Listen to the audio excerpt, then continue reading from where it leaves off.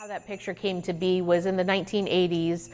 There was a professional photographer that was doing a photo shoot, a holiday photo shoot in the lobby.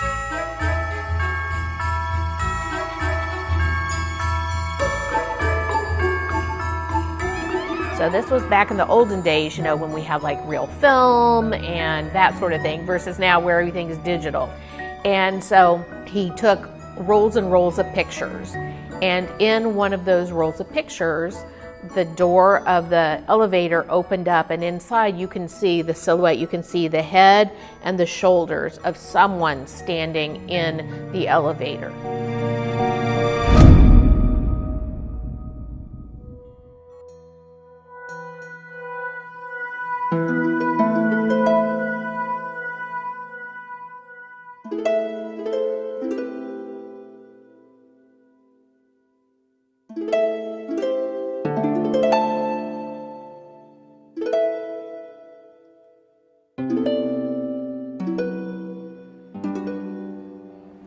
As far as like my experiences with the I guess supernatural or the paranormal, I don't think I've mentioned this, but like when I started working here, they were renovating this whole entire lobby area, and so there were very many nights when I was just by myself, and it was just the lights would be on here on the lobby side, but not on the restaurant or the kitchen, and sometimes I would hear footsteps in the side of the restaurant. And being over here by yourself, that does kind of like scare you a little bit, because for one, you're the only person who's supposed to be here. I did investigate a couple times, and I never really found anything or anyone. But you never really know. It's just some presences just don't want you to find them, I guess.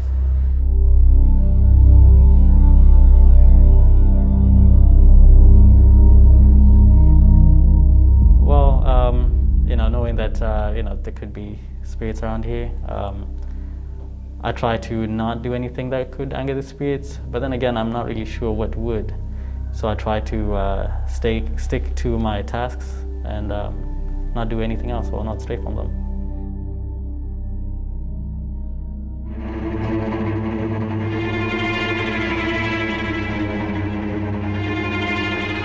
A lot of Kansas's history happens underground.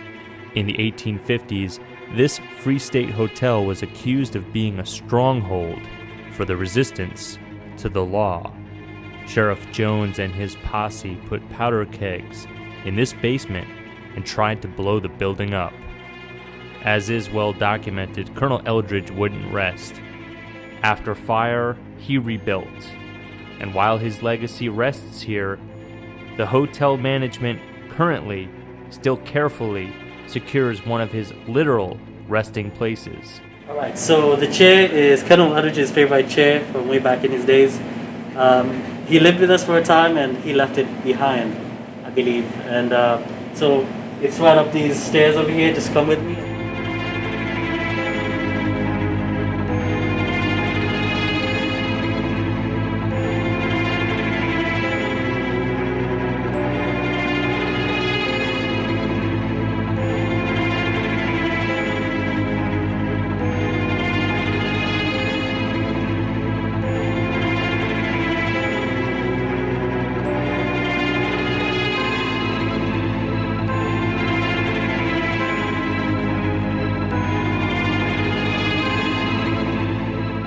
So, some of the requests I've gotten over the years is, people I've always wanted to see the haunted chair or the Colonel Eldridge's chair. And whenever I can, I do, let them see it. However, it's in a very complicated area to reach, and sometimes that request can't be met.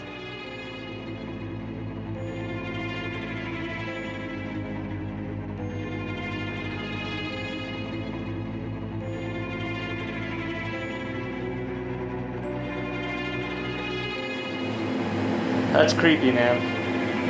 It's definitely something. It's creepy that it just kind of has its own little place here. Colonel Eldridge's chair itself sits below the footsteps of this first floor. And as only one can imagine, is his spirit able to rest? Or is that residue of his presence still upstairs?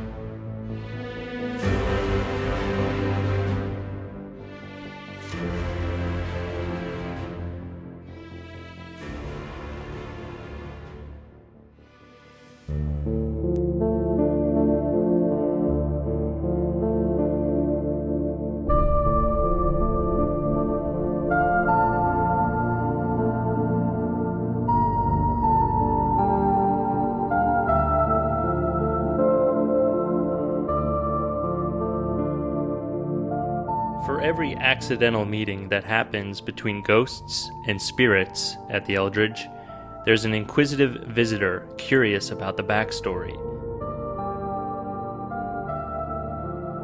That's where Rob Garcia comes back in. And just scan the whole room. He is a paranormal investigator who also owns a historic landmark, the 1858 Hotel House in Garnett, Kansas. Rob joined our video crew inside the reputedly haunted room 506. Or should we say, we joined Rob and his gear because he has more equipment than we do. So, could you explain what you've brought this evening? Right, so basically we have several pieces of equipment. This is a static detector. So basically what this does is it'll pick up any kind of static moving across. This is a standard Sony camera with a add-on microphone and 2 infrared. This is a high beam infrared. This is an EDI meter. Basically it picks up several different variations. It'll pick up like a geophone. It'll pick up vibrations. It'll pick up EMF. It just depends on what setting you decide to use it on. So it's got multi-usage. It picks up temperature if you want to set it on that. And what setting do you think you'll use this evening? Probably in here we'd probably want to use for the electromagnetic fields, the EMF sensor. Nice. Because since we're in a hotel with a geophone, we're not going to be able to really tell, if there's vibrations and movement in here. It could be anything, So this is more of a newer audio recorder. This is the ones I tend to record in. They're really old. They're probably almost 20 years old now, WS-100s. And that's the ones I prefer. But, these you still get electronic voice phenomenon in these as well. This is what's called a millimeter. Basically what this does is it picks up on electromagnetic fields. Right now it's looking at the 200 milligauss range. It also has a temperature sensor, so it's coming at 70.2 degrees. This here is called a REM pod. I'm going to turn it on and set it down. So basically the theory behind this is it's kind of too close to this other stuff. That's why it's still going off. Plus, if you have cell phones, they'll definitely make it go off. So basically this has an antenna around it, and you're looking for anything to break this field that's around it.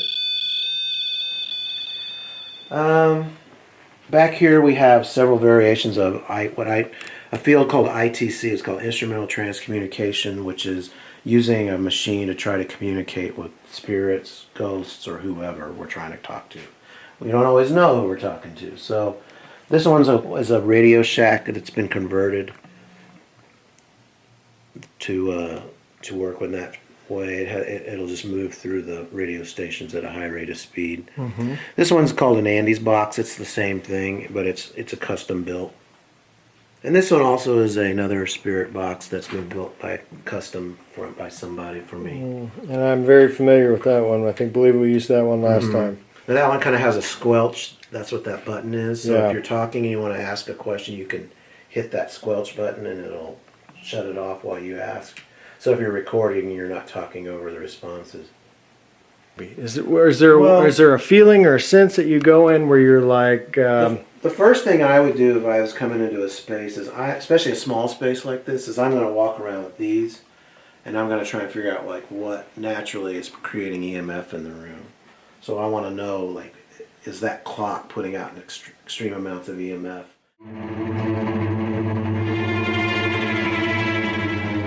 For people like Rob, it's not about the gotcha moment where the spirit is exposed on camera. And we'll cut to the chase here. There was no ghost caught on camera on this night, but it's about the process and it's about the history. So what do you know about the the legends of the spirits that we could possibly be investigating tonight? Well, only what I've read. I've been here before, once before, many years ago. But just know that there's supposedly, a lot of people think there's the spirit of the colonel that built the hotel or rebuilt the hotel that supposedly resides in this room or comes to visit this room. And so people have had like doors slamming, and supposedly people have seen apparitions sitting in the chair and hear things like that. So, that's pretty much the extent of what I've been told. I agree. That's kind of the same things I've heard. I find it interesting that from what I know is he was a colonel. Yeah. And this building was burnt several times. Mm-hmm. But he always rebuilt. And so when I think about that, I think it must be something he's really proud of. So it doesn't surprise me if somebody was still hanging on to take care of a place in a way. Or maybe that could be just me hoping that it's not an evil spirit, which I don't know if we've talked about that before, if you've ever encountered anything like that. Dark stuff before. Now, evil spirit, I've had, them say things that probably are nasty to you, but I don't know if I've ever seen anything that I think's an evil spirit, along those lines. So the idea that that he's here protecting the place, or the idea that the people of Lawrence lived in fear for many years because they knew their neighbors were coming to raid them and burn them, burn the town to the ground. I can see why if there was a spirit, like why that might hold on here. And it could just be a place that he was felt the most happy, so it's somewhere he comes and visits now and then. I wouldn't say he's trapped here like in a three-dimensional space where he can't leave. It just might be something like a piece of him is tied, or maybe not even him completely. It just might be like a residual, just a kind of a memory being left behind.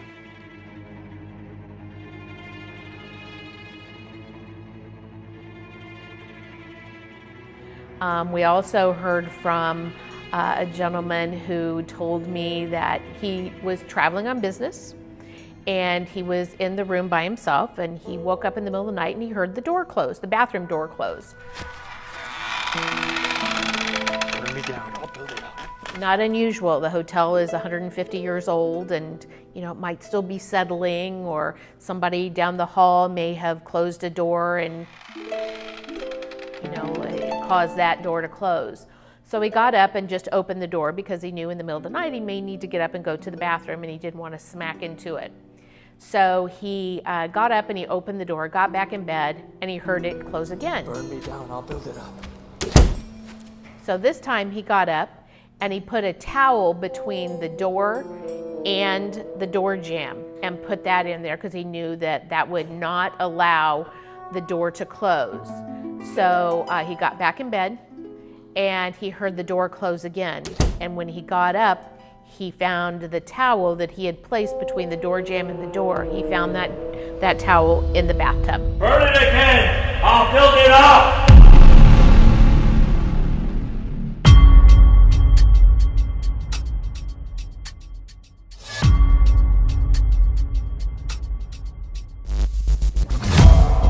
Rob opened his equipment to see if the spirits wanted to engage. Been told you can slam the bathroom door. Can you do that? Can you at least just move them? Patterns. That's what I look for, is patterns. So I want to see if, so that person said that the door slammed, several times. Could that be something that frequently happens in here? So I would look for something like that. And you have to be very patient and keep trying over and over. So we'll work like in 30, 40-minute surges, and then we'll stop, leave the stuff out, go about our business, kind of take a break, really, and then we'll come back to it again. Now, I find a lot of times in my EVPs I'll get stuff when we're taking the break, so I record that during that time frame as well. But this is very much a trial and error field. You constantly are trying to get interactions. You're trying to get things to happen when you're using these devices.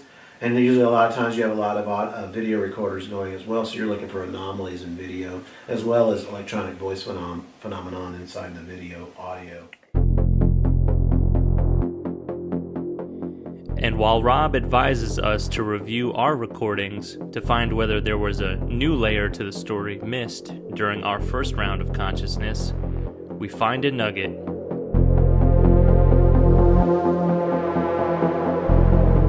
So ITC is basically the use of a machine to try to communicate with spirits or ghosts. It's called instrumental trance communication.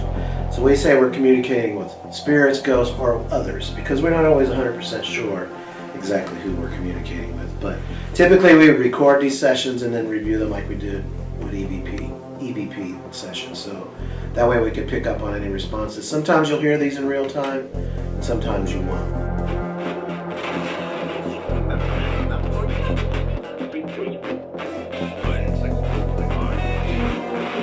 A woman on the radio clearly stating where we are. Listen once in real speed and then again in slow motion. Can you tell us what town we're in? Can you say the name? Can you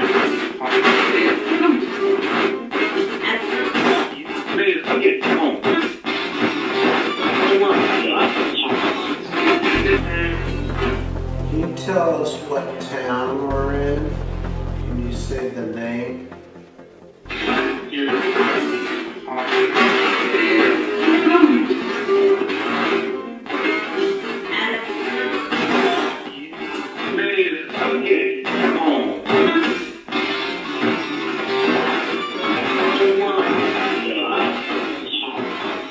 And if you listen closer, it actually sounds like a male voice saying, "You get home," between two references to Lawrence.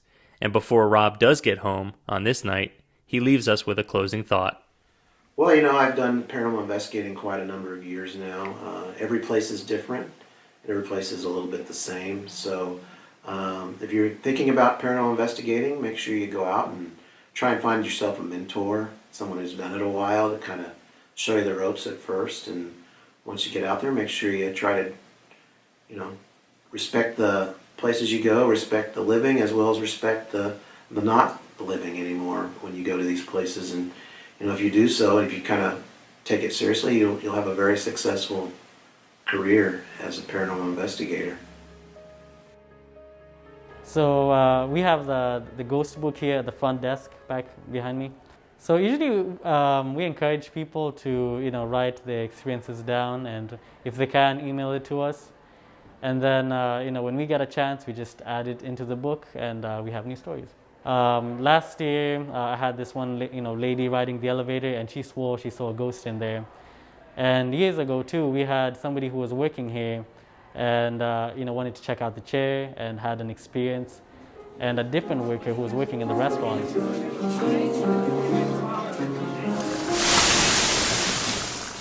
was having a difficult day and somehow got help from the spirits or the ghosts.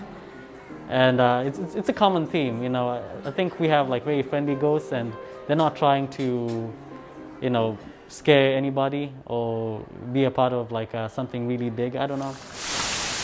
And I think my favorite story, I'd probably say I'd go with the one where the ghost helps a server take food up to a room, because they didn't really have enough hands to help them with what they had going on. They had a full tray, and they had to go to the 5th floor, and somehow they got into the elevator. The right button was pressed. They got to the 5th floor, went to the guest room, and the door was already knocked. And it's kind of like a friendly ghost right there, and that's kind of a beautiful thing, I guess. I don't know. I am originally from Kenya, but I've lived here in the States for 8 years. So I grew up in Kenya. I grew up in Nairobi, actually. That's the capital of Kenya. So personally, when I was growing up, I was very afraid of the supernatural and the paranormal. There's a lot of stories that I was told from my youth. It's really where my parents are from. And I kind of grew up a little afraid of that. But as I've grown older, I've become more and more fascinated. So what connects me to over here is, I really love the Eldridge, and I love, the history. But as far as the paranormal goes, it fascinates me because I've heard so many interesting things about people's experiences here, and I'm always eager to try and find out if, if that's a real thing or what's going on, maybe even experience it myself. I like to think of myself as a skeptic, but sometimes some things happen and kind of, makes you change your mind for a second. So I'm still going to KU. This is my final year, studying French and business. And that's what brought me to Lawrence. And then I thought I needed a little job on the side to make a little bit of money. And I found this really neat place to work at. Well, in Kenya we have like a lot of like people who make these cultural artifacts. Usually it landed on the Maasai tribe, but it's really become like a Kenyan phenomena that everybody, a lot of people like take part of this business. And so now I bought this one here in the States, but this one I got it in Kenya. And I have this one, I bought it the other year when I became a Kenyan US citizen. This one was given to me by my sister. Well, it was exciting, to be part of, as a US citizen. It's kind of something that I've kind of always wanted. And it was a feeling like no other. Personally, when I started working here, I didn't really think about it too much. But when you think about the history of Lawrence and Kansas in general, it makes me proud to be a part of a place that welcomes diversity and especially has fought in the past for black people and people like myself.